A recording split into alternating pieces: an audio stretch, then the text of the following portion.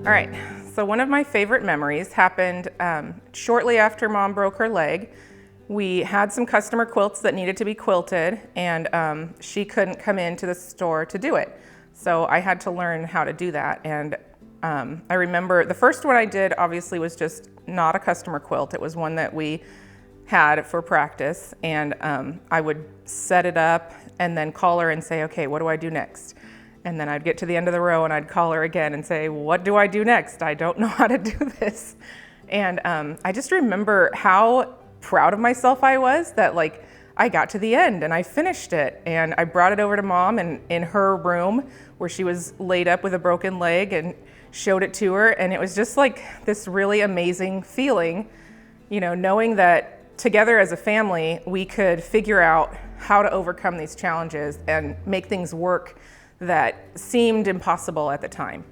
So I just love the growth that I've seen in both my family members and our employees and also our customers. Our customers have been friends with us from day one. They've walked in off the street and told us about their lives, and we've become part of their family and they've become part of ours.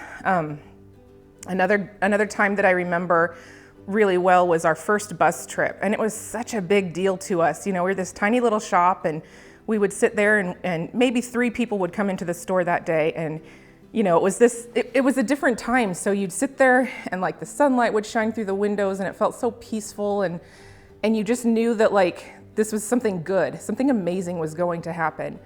And so we planned this bus trip, and you know, a friend of Mom's was working with us at the time, and they cut kits and we catered it ourselves, and we set up 30 chairs in this little room. We moved everything around, and we actually have a picture of the first group, but it was just so fun because it was so challenging and we were so excited, and we all pulled it together and we all pulled it off, and we all high-fived each other when it was done, and we had no idea what was coming.